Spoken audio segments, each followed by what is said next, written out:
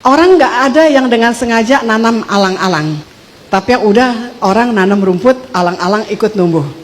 Kita nggak suka alang-alang karena nggak cantik dan dia gulma gitu ya.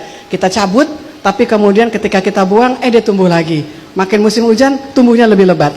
Kenapa alang-alang? Karena alang-alang punya endurance. Apa tuh endurance? Daya tahan.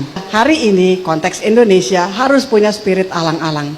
Jadilah seperti alang-alang. Ketika kita mentok di satu sisi, ada jalan yang melipir. Mentok lagi di sini, kita melipir lagi yang lain. Karena hidup itu punya yang namanya zigzag teori. Di UII diajarin juga nggak?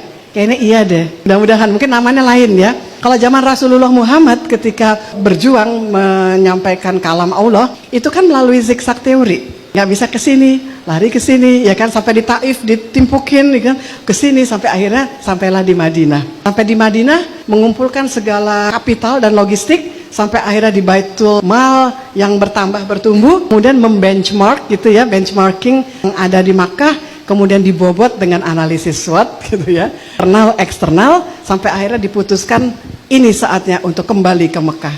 Dan ketika kembali ke Mekah tanpa darah satu tetes pun. Jadi glory, sebetulnya di Quran ada, tapi namanya agak beda dalam akademik. Khususnya kan saya baru belajar ilmu Islam ketika S2 saya yang kelima.